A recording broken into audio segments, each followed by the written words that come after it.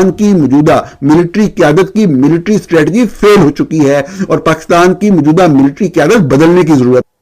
चुनांचे मेहरबानी करें, इन चीजों का ख्याल रखें, चाइना से मदद मांगे। पहले भी हमने मांगी है और मांगने में कोई हर्ज नहीं, चाइना हमारा दोस्त है। दुनिया को दिखाने के लिए कि कौन, अगर इंडिया कहता है हम नहीं जाते तो इंडिया को लोग कहेंगे क्यों नहीं जा रहे, हम कहेंगे हम सो तैयारी शायद सब कर लें, मगर ये बात बढ़नी नहीं आगे। और ये बड़ी अनकंफर्टेबल सिचुएशन रहेगी between India and Pakistan until the next round, ये मैं आपको बता दूं। चीजों की पेशबंदी कीजिए। कराची में वो लोग जो गोदी के करीब रहते हैं उन्हें पीछे धकेलिए कि वहां पर कुछ देर के लिए नकल मकानी करने में कोई हर्ज नहीं है।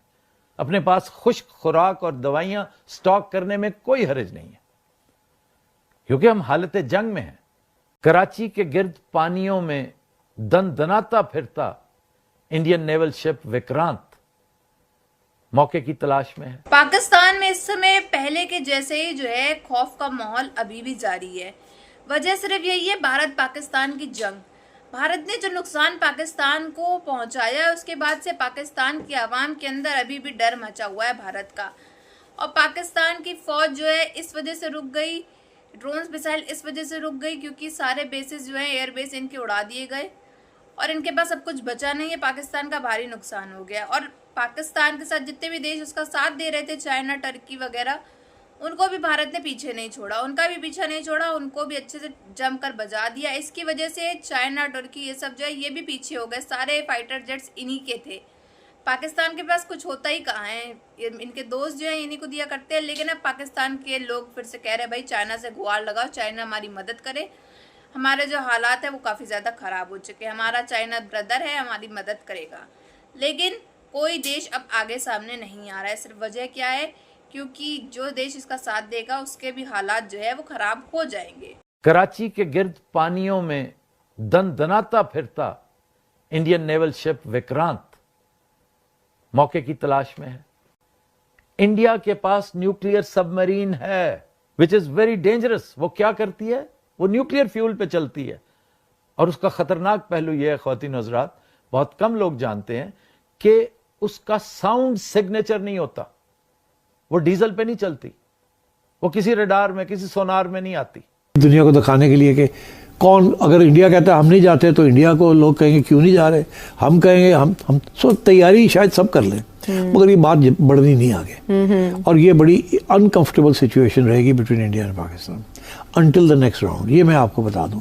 नेक्स्ट राउंड होना है, मुझे फिक्र है कि नेक्स्ट राउंड होगा और कितनी देर के बाद होगा I can't say. In the meanwhile terrorism चलेगी specially in Pakistan and US is good. वो ये कह रहा है कि बिल्कुल ठीक है कि त्यारे गिराए हैं पाकिस्तान ने भारत के, लेकिन भारत ने अंदर मिसाइल मारे हैं आके और फिर 10 तारीख को हमारी 11 स्ट्रेटेजिकल लोकेशन पे हमला किया है। हम झूठ बोल रहे हैं कि हमने ब्रह्मोस के जखीरे को उड़ाया या हमने कहीं और स्ट्रेटेजिकल एसेट पे, हमारे पास कोई एविडेंस नहीं है और जहां जो जगह पॉइंट आउट की गई है वहां से वो बात गलत साबित हुई है।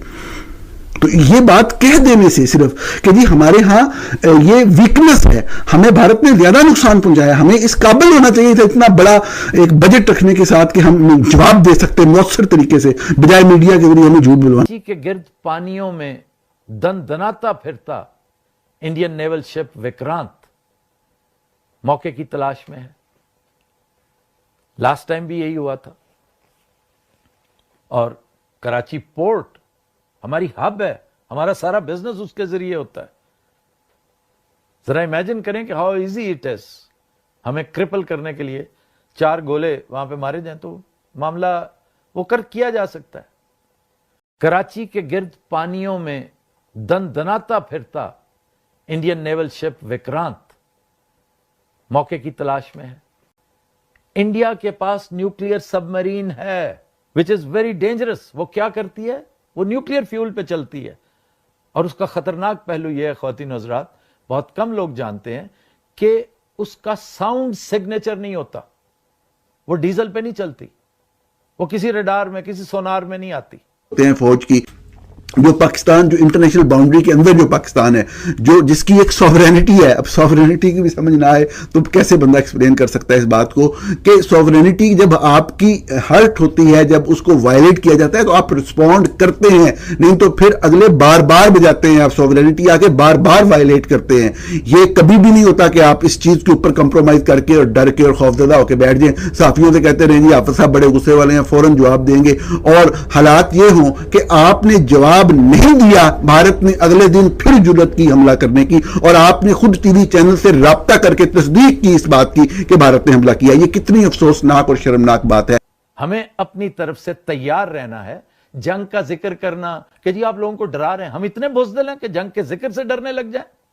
या तो आपने इतना एहतमाम किया होता ना, मुल्क कौम को तैयार किया होता। आपको अपनी तैयारियों से फुर्सत नहीं है। वज़ीर-ए-आज़म पाकिस्तान ने भी ये कहा है कि पाकिस्तान और इंडिया के दरमियान यूएई या सऊदी अरब किसी एक जगह पर मुज़ाकरात हो सकते हैं। इस तरह से सिचुएशन डिफ्यूज हो सकती है दोनों मुल्कों के दरमियान? देखिए, सिचुएशन कोई डिफ्यूज नहीं होनी, बातें होंगी। मुझे तो मुश्किल लगता है कि इंडिया इनके साथ बैठ के बात करेगा। कभी आपने सोचा है कि ये जो अपना कुर्ते का जो साइज है और पजामे का जो नाप है उसको ठीक तरह से नाप नहीं सकते? कभी पजामे की एक टांग लंबी होती है और दूसरी छोटी होती है और कुर्ता हमेशा खुला होता है। ऐसा क्या चक्कर है कि न्यूक्लियर बॉम्ब ओवरनाइट बना लिया? क्योंकि वो कभी पाकिस्तान का था ही नहीं, वो अमेरिका का बनाया हुआ था। ये पपेट रहे हैं हमेशा ही, और पूरी की पूरी स्ट्रिंग्स वो अमेरिका तक पहुंचती है। और उसने पाकिस्तान को बोला भीख मांग ले अभी पीस के लिए, कि नहीं तो तेरे पीसेस हो जाएंगे। 4-5 टुकड़े मोदी जी ने कर देने हैं। मोदी इस वक्त उस गुस्से में बैठे हैं। और जो पीस प्रपोजल है वो आई तो सही, लेकिन उसके अंदर कोई कंडीशंस नहीं लगाई गई। आंसर एक ही था, न्यूक्लियर। अगर आप डोनाल्ड ट्रंप के भी अगर आप ट्वीट्स देखें बाद में, उन्होंने बोला कि ये युद्ध, चलिए मैंने तो रुकवाया नहीं, लेकिन मैंने न्यूक्लियर वॉर होने से मैंने बचा लिया। मैंने देखा यूनाइटेड नेशंस पैनिक में आ गया। क्यों? क्योंकि वो सारी की सारी न्यूक्लियर एसेट्स जो पाकिस्तान के अंदर है वो पाकिस्तान की नहीं, वो अमेरिकन की हैं। वहाँ पर जो प्लेन्स हैं अमेरिका के, जो न्यूक्लियर जो वेस्ट निकलती है या कोई स्नीक होता है, उसको स्नाइफ आउट करने के लिए इनके प्लेन्स दिखाई दिए। हमने उसके ऊपर बहुत ज़्यादा हमने वीडियोस बनाई थी। इवन की जो रेडिएशन डिटेक्शन है एटमॉस्फेयर के अंदर, उसको भी डिटेक्ट करने के लिए प्लेन्स देखे गए। उस पर 1 नहीं 2 नहीं, इमरजेंसी सपोर्ट जो एयरक्राफ्ट होते हैं न्यूक्लियर के, वो भी देखे गए। ये वो अमेरिका के दिए हुए हैं, वो पाकिस्तान के थे ही नहीं। नाउ पाकिस्तान के मामले में ट्रंप को पर्सनली इंटरवीन करना क्यों किया, और मोदी जी को पॉज करने के लिए भीख क्यों मांगी डोनाल्ड ट्रंप ने? कि और ये जो सडन प्ली था सीज फायर का, वो क्यों हुआ था? दोस्तों, उसका रीज़न था कि अगर ये लीक और ज़्यादा बढ़ जाता तो अमेरिका सफ़र करता, पाकिस्तान नहीं, क्योंकि अमेरिका का नाक कर देता और अमेरिका एक्सपोज हो जाता पूरी दुनिया के सामने। इसलिए ही बेग्ड फॉर। जैसे कि आगे आपने वीडियो में देखा होगा कि किस तरह से कराची के हालात भी काफ़ी ज़्यादा ख़राब है, पानी की भी तंगी है, तेल, कुकिंग ऑयल, ये सब सब्जियों के दाम सब हाई हैं। वहीं दूसरी तरफ न्यूक्लियर रेडिएशन अलग से आ गया है पाकिस्तान के अंदर, जब से ड्रोन्स मिसाइल्स वगैरह जंग हुई है। काफ़ी ज़्यादा हालात जो हैं वो पाकिस्तान के हर एक शहर, हर एक गांव के काफ़ी ज़्यादा ख़राब हैं। और आपने आगे वीडियो में देखा होगा कि किस तरह से सीज फायर हुई थी और किसने कराई थी। इसमें पूरा हाथ डोनाल्ड ट्रंप का था। डोनाल्ड ट्रंप आखिर क्यों चाहते थे कि ये सीज फायर को, ये भी आपने देख लिया। ये भी सोची समझी जो है साजिश थी डोनाल्ड ट्रंप की, भारत और पाकिस्तान के जो विवाद है उसको शांत कराने की। कहीं ना कहीं इनका भी एक प्रॉफिट था अपना। और पाकिस्तान जो है अभी भी तैयार नहीं है, प्रिपेयर्ड नहीं है जंग के लिए। और ये ऑपरेशन सिंदूर आज जो है प्रेस कॉन्फ्रेंस वगैरह भी हुई थी, उसमें आपने देखा होगा कि मैंने पहले एक वीडियो डाली, उसमें देखा होगा कि भारत ने यूएन में, संयुक्त राष्ट्र में साफ तौर पे कह दिया है कि भारत जो है वो तब तक नहीं रुकेगा जब तक पाकिस्तान के अंदर जितने भी आतंकवादी हैं वो मारे ना जाए चुन करके। और पाकिस्तान के एक एक आतंकवादी को भारत जो है वो ढेर कर देगा। तब तक ये ऑपरेशन सिंदूर जो है वो जारी रहेगा और पाकिस्तान को खौफ, तब तक खौफ में वो रहेगा। और वहीं पाकिस्तान की आवाम अभी फील्ड मार्शल के ही रोना गाना कर रही है कि आसिम मुनीर फील्ड मार्शल अपने आप को क्यों बना लिया, क्यों घोषित कर दिया। इसमें पाकिस्तान की आवाम की कोई मर्जी नहीं है। और क्या ऐसा काम किया है हमारे फील्ड मार्शल ने जो ये फील्ड मार्शल बन गए हैं। इनके खिलाफ नारेबाजी हो रही है, इनके खिलाफ स्ट्राइक्स लग रही हैं, इनके खिलाफ जो है लोग सड़कों पे उतर आए हैं, प्रोटेस्ट कर रहे हैं।